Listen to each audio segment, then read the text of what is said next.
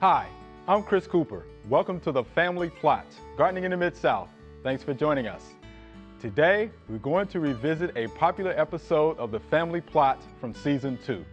It's the day Rick Putwell stopped by and brought his chickens to show us how to get started raising chickens in our own backyards. Mr. D was here too to talk about controlling ants and termites. A lot of good information, and when those chickens got warmed up, they did not want to be left out of the conversation. So once again, here's the Chicken Show on the Family Plot, Gardening in the Mid-South. This is a production of WKNO Memphis. Production funding for the Family Plot, Gardening in the Mid-South is provided by Goodwin's Landscape and Garden Center in Germantown since 1943 and continuing to offer its plants for successful gardening with 7 greenhouses and 3 acres of plants, plus comprehensive landscape services. International Paper Foundation, the WKNO Production Fund, the WKNO Endowment Fund, and by viewers like you. Thank you.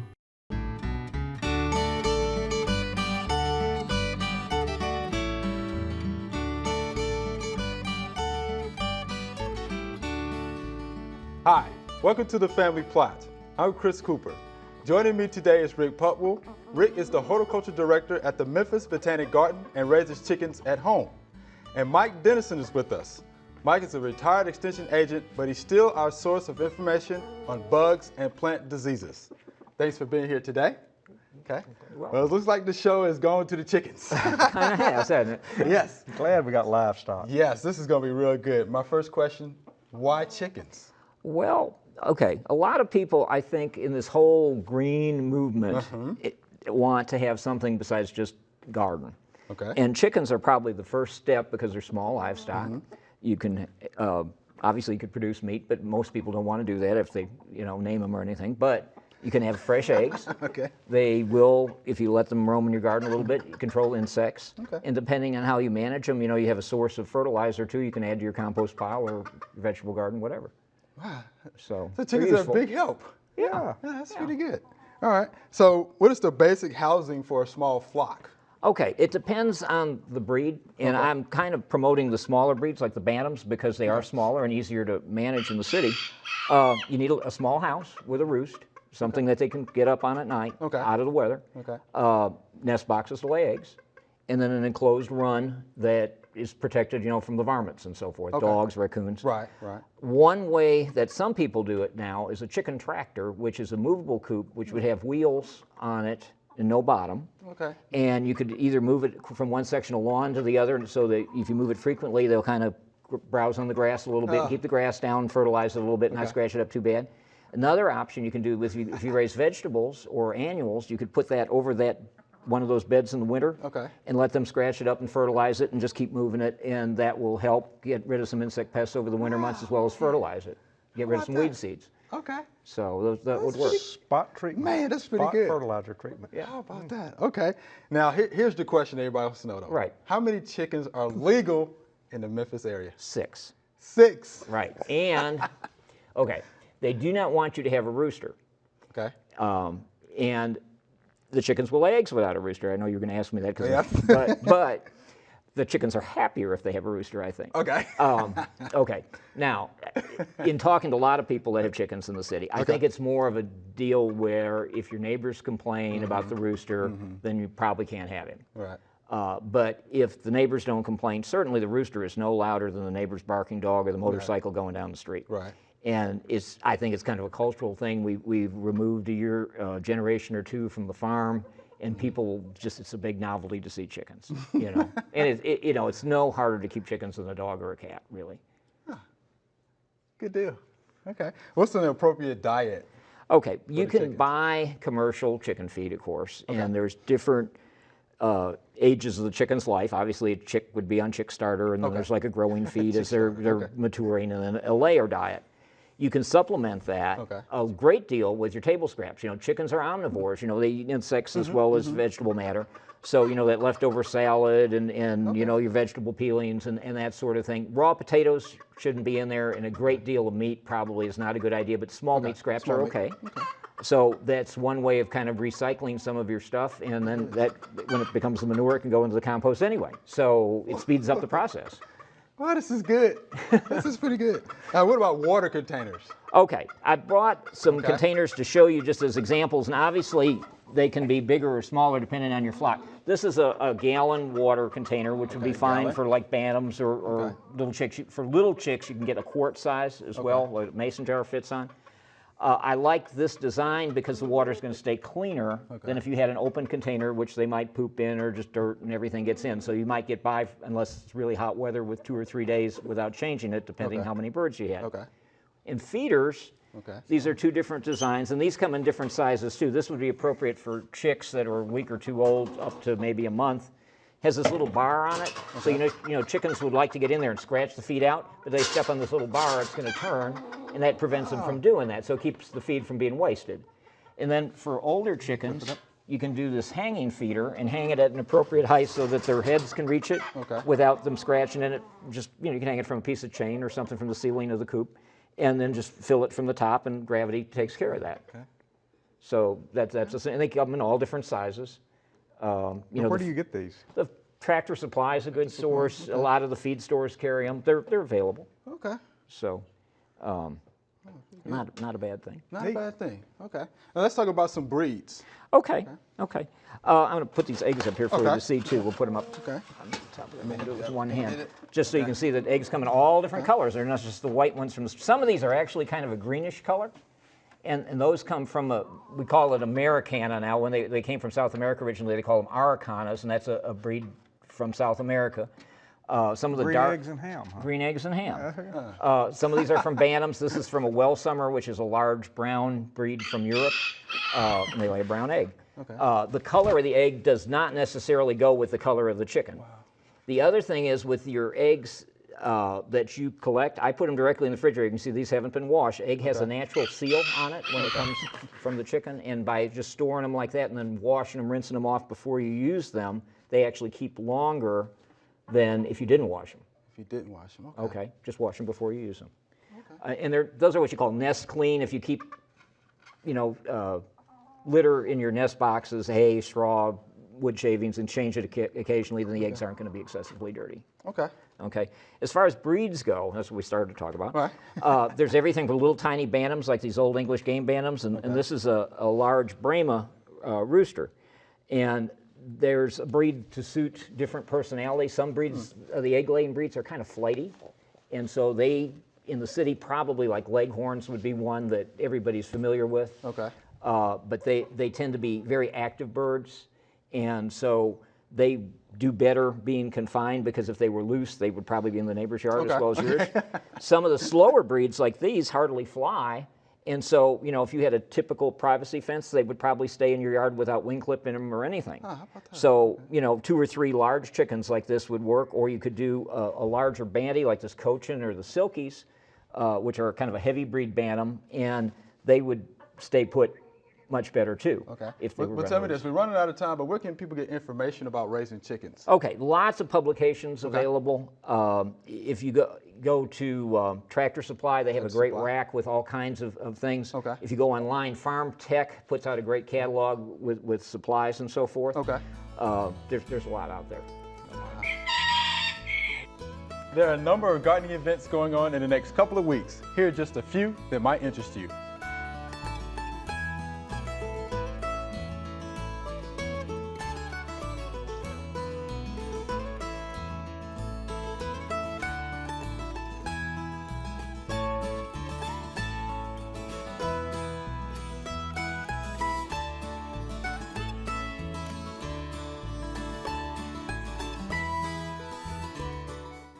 All right, Mike, this is the time of year when we start seeing a lot of insect activity around our homes. Some are just bothersome, but others, like termites, are just downright destructive. So let's start with termites. Okay. First thing you probably need to understand about termites is just because you see some swarming out in your yard or on a log or something like that, that doesn't mean that you have them in your house. Termites are really considered beneficial, because if it weren't for termites, we would be up to over our heads with dead limbs, because they break these dead limbs down And they have the ability to digest cellulose because of flagellated protozoan in their hindgut. Very similar to the protozoans that are in beef cattle and deer.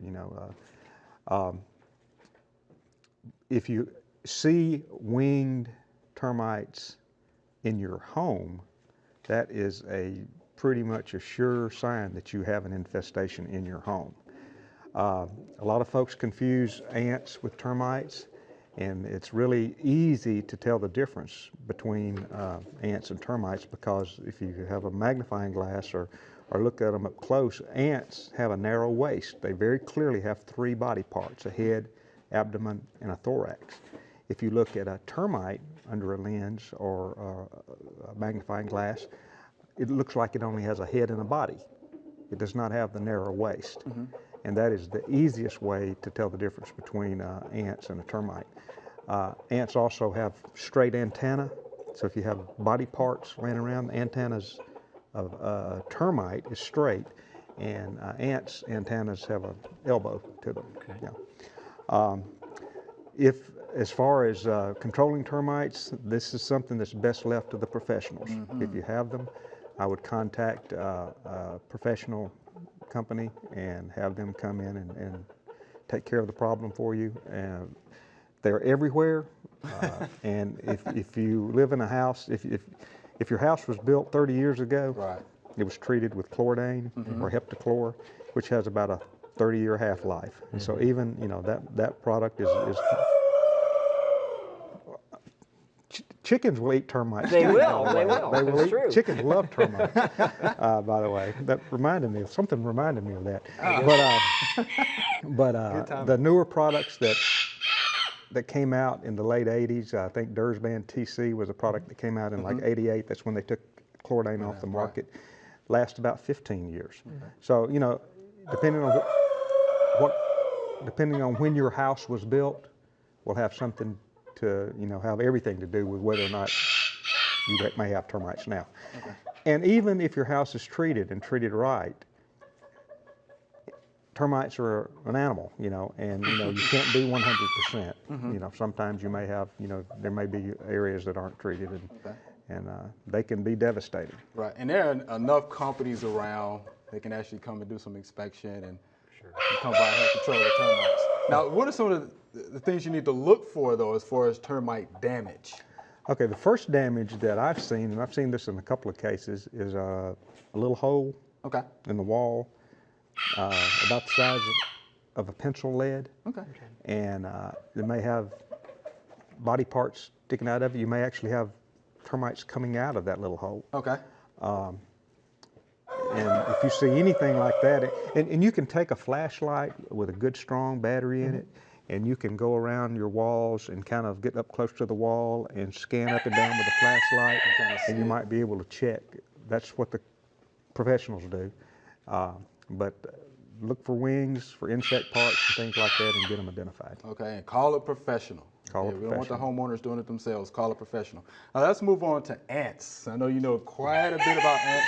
And you did tell me you didn't bring the ants from Mobile to Memphis, right? Fire ants? No, I You did didn't not. bring the fire ants up, right? Fire ants entered the United States in the Mobile Bay, first in 1918, I think, and they didn't do very well. And then in 1938, they came in again, and we have basically three kinds in this country. The imported red fire ant, which is Solenopsis invicta. It's most of the southeastern United States is infested with the red fire ant. On the northern boundary, we have the black fire ant. They're more cold hardy. It's Solenopsis ricteri. And then we also have a hybrid of those two that is also up here where we live.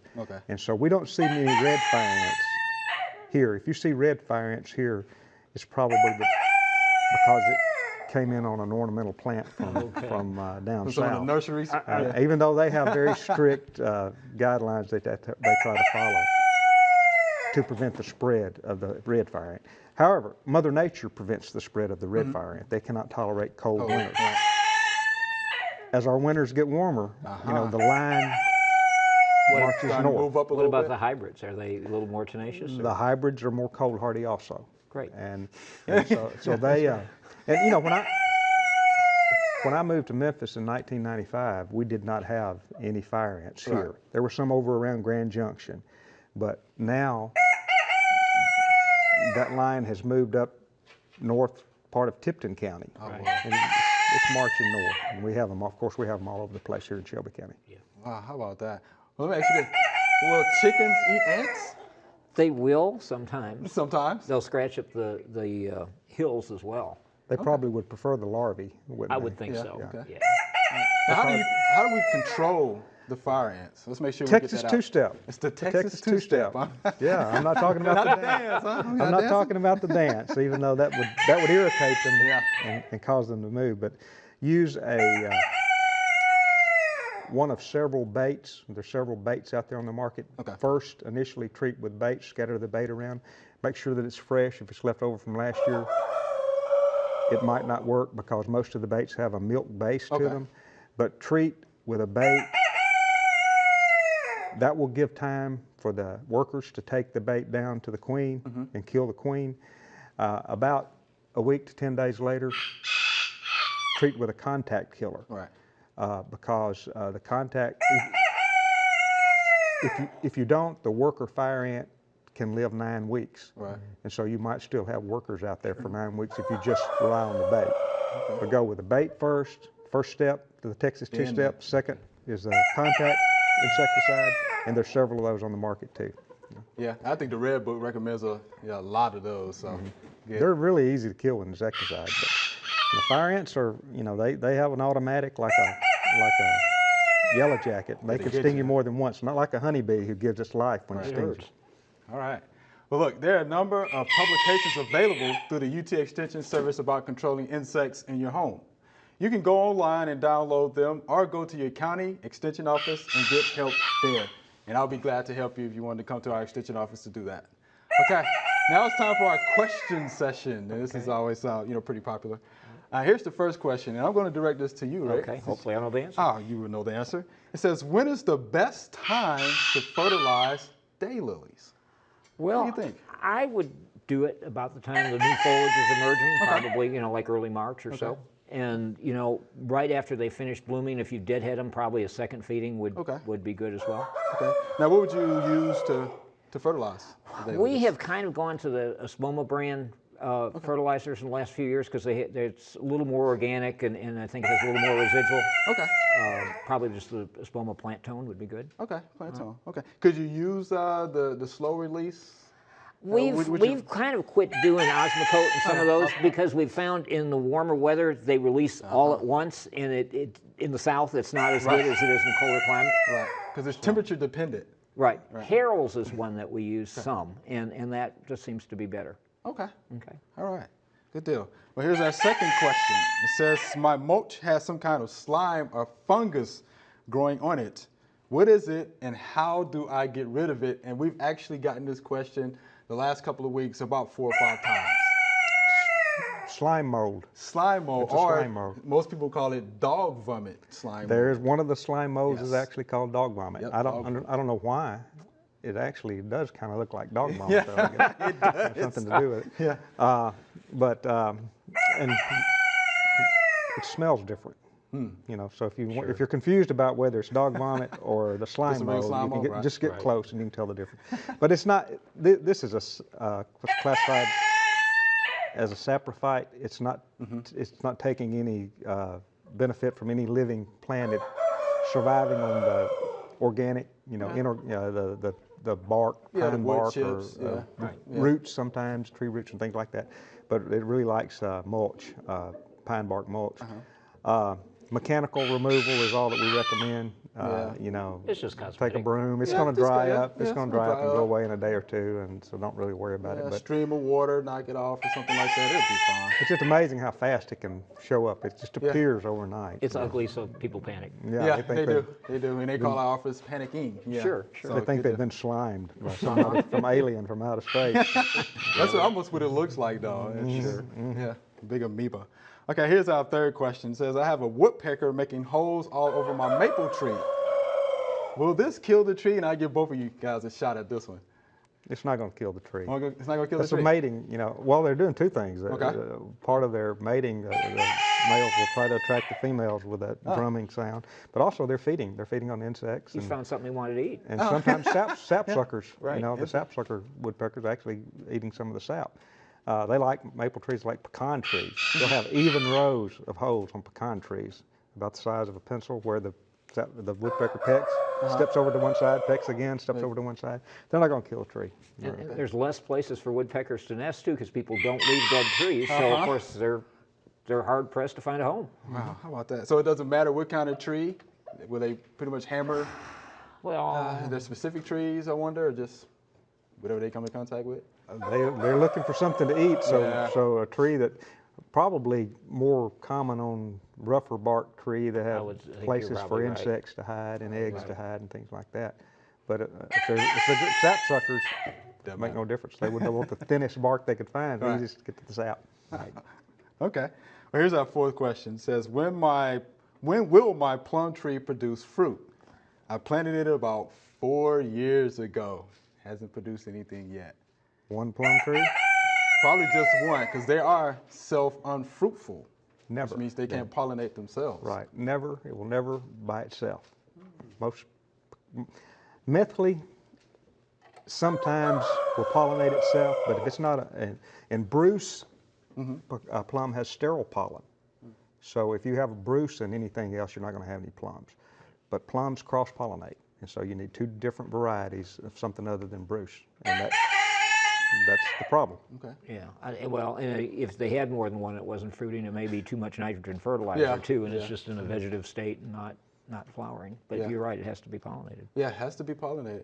Now, I guess my question too is, if you have a European plum, do you need another European to pollinate each other? Or Japanese? I don't think that. I don't think that's Okay. necessarily true. It just has to have the same bloom time. Bloom time. Okay. And we've found with the little bit of orchard stuff we've done at the garden that the Japanese plums in general, the Japanese varieties seem to do better here than some of the European ones do. Okay. Just like our climate better. Yeah. But I'm pretty sure those Japanese plums probably still have the same problems. Well, yes. Right? I'm sure. Okay. All right. Here's our fifth question. It says, how do I control cucumber beetles?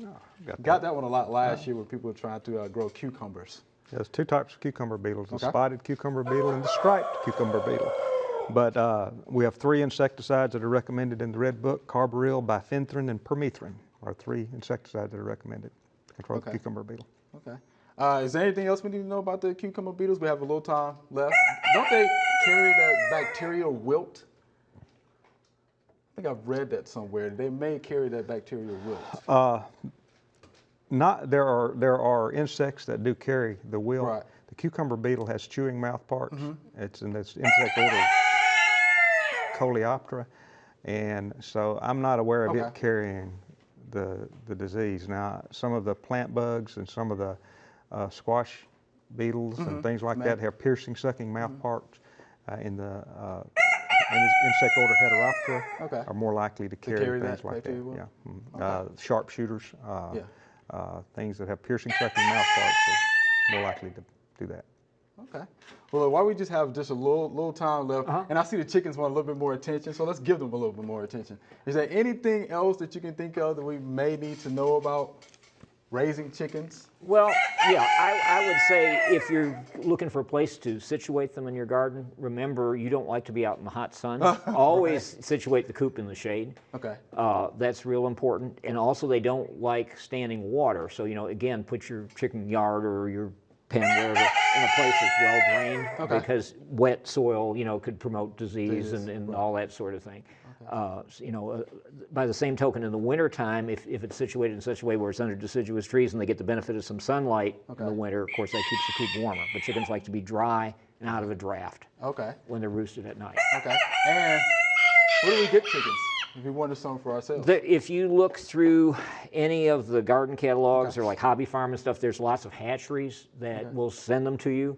Tractor Supply in town sells chicks. There's a number of people. You can give me a call. I know people in town that raise them besides myself. If you're looking for adult birds, and they're around more than you realize. There's more chickens in Memphis than you know. I believe you now. Okay. All right, thanks. Good information. Remember, we love to hear from you. send us a letter or an email with your gardening questions. Send your email to familyplot@wkno.org. The mailing address is Family Plot, 7151 Cherry Farms Road, Cordova, Tennessee, 38016. You can also follow us on Facebook and Twitter. And remember, you can watch past episodes online. Just go to WKNO.org and click on KNO Tonight. And be sure to follow us on Facebook and Twitter. I'm Chris Cooper, and I'll see you next time on The Family Plot, Gardening in the Mid-South. Be safe.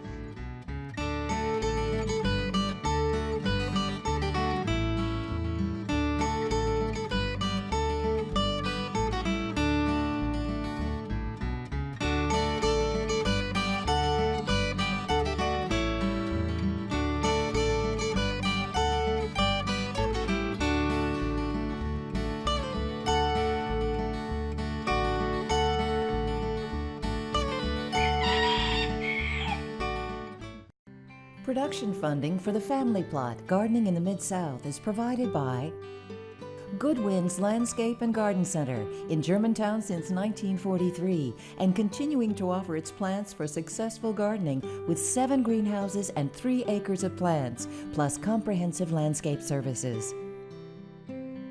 International Paper Foundation, the WKNO Production Fund, the WKNO Endowment Fund, and by viewers like you. Thank you.